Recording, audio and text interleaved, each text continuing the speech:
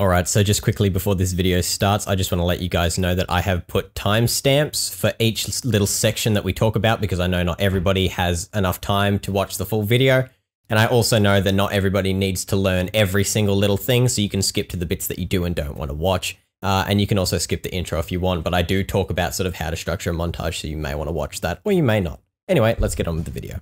What's up YouTube? My name is Hyper, and in today's video, I'm going to show you how to edit like Flea and Milliam. Now, obviously, if you've clicked on this video, there's a good chance that you probably know who they are, but if you don't, they're basically just big Fortnite content creators who are mainly known for their Fortnite montages, not only for their Fortnite montages, but that's mostly what they are known for. And so today I'm going to be revisiting how to edit like both of them. So they have a very, very unique style that incorporates cinematics in a way that montages really didn't do up until they sort of innovated and changed, which is what makes their montages so unique and so interesting and entertaining to watch, hence why most of them have millions of views. Now, I did a video on how to edit like them about 5-6 months ago, which if you do want to watch, you can check by clicking in the top right hand corner of your screen now. I made that video, and since then I've learned a lot, and everyone in the montage making community, I guess, has learned a lot and has come up with new things. So today what I want to do is basically go over the different things that I would do to look like them. Now, this isn't going to be as in-depth. If you do want a really in-depth guide, I do have one, like I said, which will be linked in the description below. And I'll also leave a link to Milliam's official video, which you may want to watch. And that basically shows you the basics, but he doesn't talk much about effects, and it's only a very simple cinematic. So what I'm going to show you today is basically the start of my montage that I'm in the middle of creating. And this is just a small snippet that I've just duplicated and grabbed this bit of for us to look at today. And I'm not going to show you exactly like move for move what I did, but it's just to give you a general idea of how you can do it, because the best way to learn is to get the basic idea and then experiment by yourself. That's how I've learned. That's how almost everyone's learned. And so, yeah, I'm just going to show you basically right here what I've done, how I've gone about it. And yeah, let's get into it.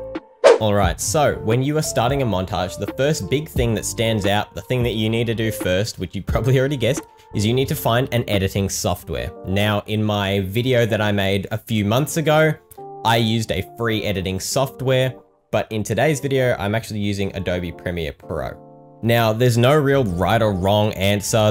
There's no sort of the best editing software. I do think After Effects is probably the best out of all of them to use, but really, you know, Premiere Pro, After Effects, Sony Vegas, things like that, they're all sort of equal. You can create amazing montages with any of them. With free ones, it will be a little bit harder, but there is still things that you could do to create amazing montages. With software such as HitFilm or Filmora, I believe that you can create some pretty good stuff, and I've seen some cool montages edited on those free programs. So basically just find something that you can get that you like using, and you should be good to go. All right, so the second thing that stands out as something you need to do is you pretty much need to have a plan.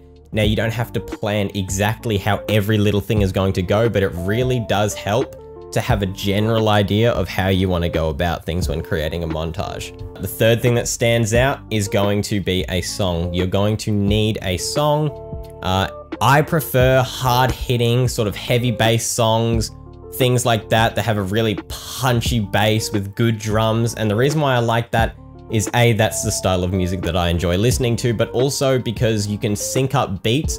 You can sync up like a kill with your shotgun. You can sync up a transition or something like that, a cinematic with those beats, and it just works really, really well, which is why you notice that most of the songs that people use for montages quite often will have like a heavy hitting bass, not necessarily like a dubstep sound, but just a good solid bass. And so, yeah, it's really important to pick a good song, but at the end of the day, it all comes down to personal preference. And finally, you're going to need not just effects and stuff. You may want to get something like Sapphire. It is a plugin that allows you to do a whole lot more than you would be able to do normally in Premiere Pro, and it makes things a whole lot easier. Now, Sapphire is technically a paid plugin. It is very, very expensive, but I'm sure there are free ways to get it. Just look up on YouTube how to get it. I'm sure there'll be something somewhere on how to do it. But yeah, I use Sapphire for everything because it's just such a good plugin. But you don't need it to create a good montage. I've made montages before, and other people have made incredible montages without using Sapphire, so it is possible, it is not a must. You'll also want sound effects, things like that, because generally in montages, we don't use much of the audio from the actual clips. Now you can, but if you've got any clips where you're talking, or any clips that you're gonna speed up and slow down, the sound is gonna change, it's gonna warp, and it's not gonna sound right. So what you're gonna need to do is find effects such as shotgun shots, maybe like a whoosh sound effect for like transitions and stuff, just to give it a bit more character, I guess you could say. And so you're just gonna want things like that before you get started. Okay, so now that we have all our stuff, we have our software, we have our plugins, our clips, our sound effects, etc., we are ready to get going. So let me just quickly play this back for you in case you've forgotten what we've made. Now again, I'm not going to go super into detail on how I did every single thing. I'm not going to show you step by step. I do have the video from a few months ago that you can go watch, and you can also watch Milliam's one if you want to learn how to do the time remapping and stuff. But this is more about just how to go about a montage rather than exactly how to do it, since I've already done a video on that. So I'll just play this and then we can talk about it.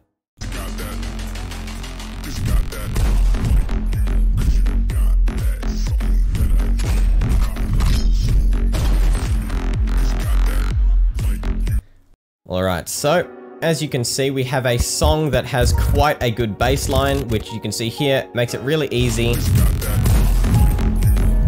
to sync up transitions and stuff, which is why I like using songs like this.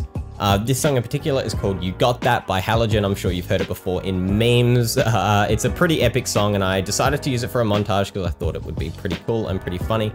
And I hadn't really seen any good montages with that song, so yeah, I started making one. Anyway, let's talk about the first transition. So, as you can see here, we're just going to come along here, and I may actually just mute the song just because it's going to be a little bit annoying for us when we slow it down, because as you can see here, if I move it, you can hear the whole song, so it's going to be a little bit annoying. So I'll just mute it real quick, and let's talk about this transition.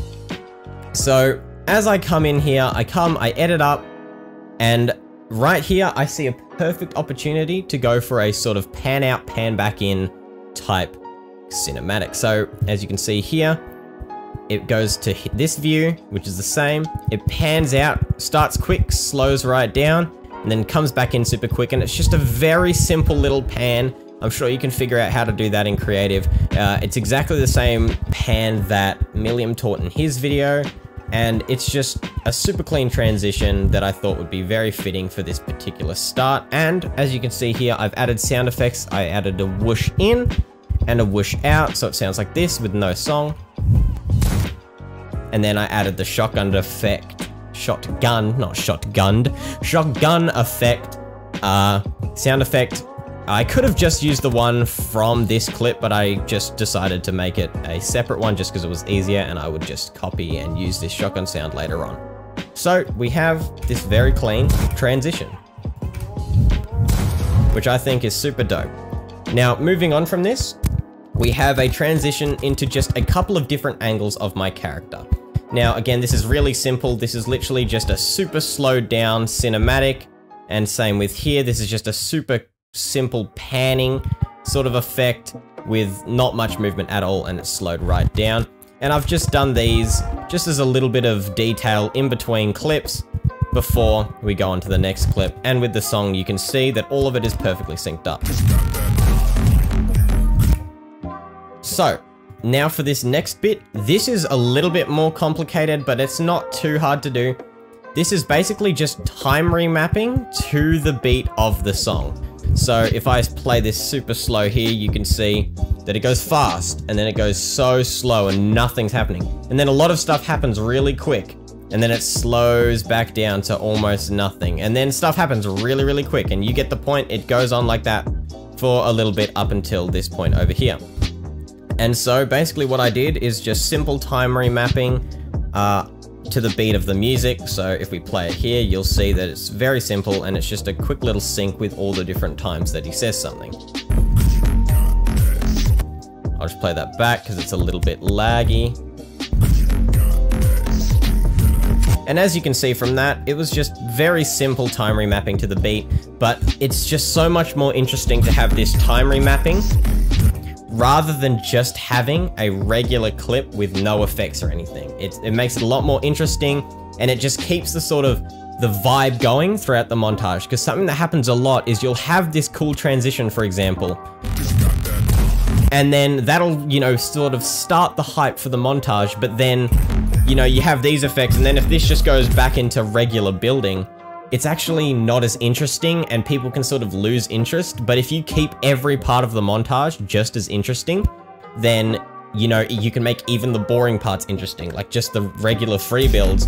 You can make it more interesting by adding these sort of time remapped, sped up, slowed down parts to the beats of the music.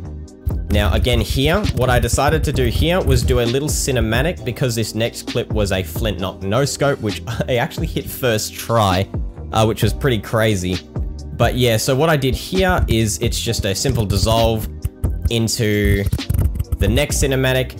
And I forgot to mention on the other one, adding these black bars here at the top is crucial. So what I've done to do that is literally just an adjustment layer that I've added the crop effect into, and then I've just set the crop. So if we go into the actual effects control, you can see that it's just a crop with a simple keyframe for the top and the bottom that goes into 10%. Basically, by the time this transition here, this blur transition finishes, and it just adds that bit more detail to your thing.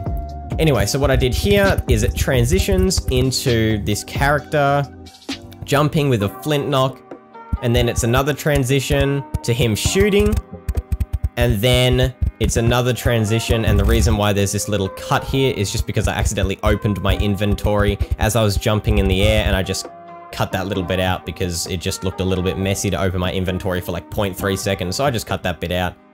Because again, montages are all about making things look as good as possible, and so cutting out those little mistakes is more than okay. So you can hear, if I do it, play it with the song, you can very easily see that everything is synced up pretty much perfectly with the beats of the music. So it's synced up quite nicely, and we'll just play that again. Pulls out the flint knock, shoots it, and then it goes into the next clip. So let's talk about that next clip. This next clip, the guy goes up into the air, and then it transitions into a sort of floating, panning whole thing here. I thought this would actually be really cool if it started going one way and then switched directions and went back the other way. And it turns out it did look really cool. So again, how I did this is I just took a cinematic, and quickly, when you're doing these cinematics, it's so important that when you're actually doing the cinematic, do them really, really slow. Like, you want to be going super slow. Like, if I just take this as an example, I'll grab this clip and I'll just copy it, and I'm just going to paste it over here because I really want to emphasize how important this is. So let's just paste it up here. All right, zoom in on it, and we'll lengthen it out a bit.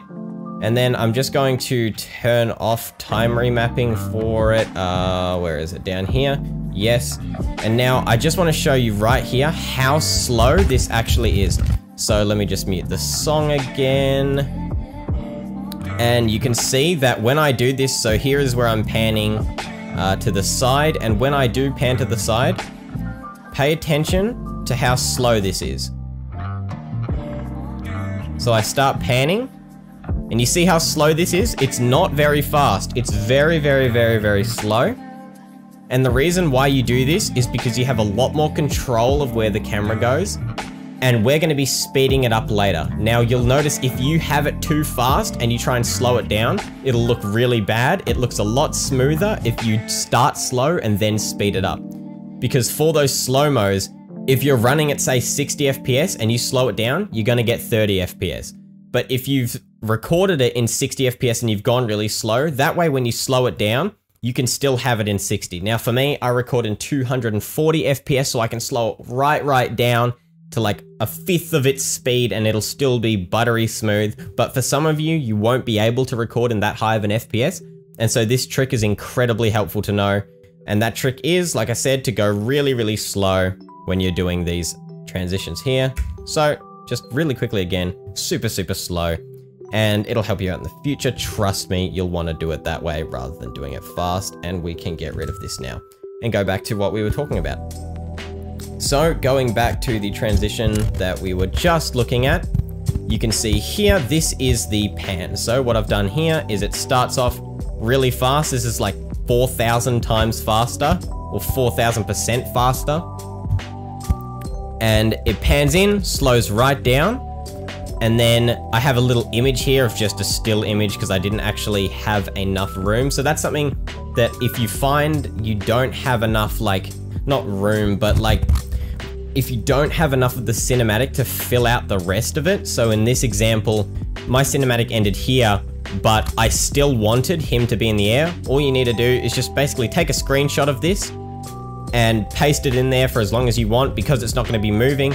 And that just gives you a little bit of extra time, which I didn't have, because otherwise I would have had to sit there in the creative replay for like a minute, and I didn't want to have to do that. So this is a simple sort of get around that you can do to fix that issue. So it goes super fast into super slow, back to super fast, and then what I did here is I cut it here, and then I started a different cinematic. So these are two different clips. I didn't do this all at once. These are two different clips, and it's sort of better to do it in different clips if you can. That way, if you make a mistake, you don't have to sort of get rid of the whole thing. You can just redo the little bit. And so here what I did is it's a super fast pan. Now this is at like 8,000%, because you can probably imagine the time it takes me going super slow, like I showed you, to go from here all the way down to here was a very long time. It was like literally 45 seconds of me sort of flying through the air, getting the camera right. And so I sped it up to about 8,000% just to really make sure that it would look smooth and clean. But yeah, so it comes in, it pans to the side, and this is where my favorite part of at least this part of the montage. Again, this isn't the full montage, I'm still working on it, and I have other bits that I'm not showing in today's video because I don't want to spoil too much, but I thought I'd show you a little bit of it in the workings just so you can see sort of how I go about them. So as you can see here, as it pans down to sort of her view, we get this really cool split, which you've seen in Flea's videos before, and also maybe in Milliam's, but definitely I first saw it in Flea's video, Flea's montage, and I just thought it was so cool, and I spent ages trying to figure it out, and I actually found a really useful video sort of giving you an idea of how to do it, so I'll leave a link to that in the description below. But basically what I did in here is this is just an After Effects thing, and if we slow this down, it transitions into here, it blurs, and then you can see that they sort of slide in from the bottom and the top. It stays there for a second, and then they slide out, and then it blurs back out. Now, I can quickly actually show you in After Effects, I've got it up here. This is the actual thing. So what I've got here is I just have a picture of what I call the Skull Trooper, so it's got the Party Trooper here. And then we have the other one here. I have no idea why it's called BMP. Don't ask me. I'm really bad at naming files, things that actually mean anything. And basically what I did here is I just sort of cut the image off there. And then I just keyframed the position in. So I moved them off. I set a keyframe. So if I do, I'll show you here. I have the position keyframe. It's all the way over here. And as we scroll it along, it zooms back in. And then it does the opposite on the way out. And then what I did for the back there is if you don't have these, it looks really weird.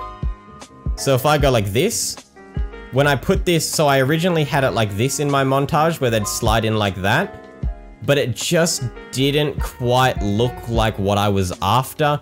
And so I just added a blurred image between them with just a blurred one here and a blurred one here, and that way when they both came in, it still looked clean, but you didn't have this sort of empty gap. It looks a lot better when it's sort of a little bit blurred and then it looks like it sort of slides into focus and slides back out, rather than just being straight white. So I'll put that back. And yeah, that's basically how I did that. And this line here is just a black line with the saber effect on it. Again, I'm not going to go into detail on how to do all this stuff with Saber. There are many tutorials out there on how to use the Saber plugin. It's a free plugin, by the way, so it's not like Sapphire where you have to spend a ton of money. Saber is completely free, and that's what I use here to create this sort of animated pink laser line. And with Saber, I'll just show you quickly, you can change so much with Saber.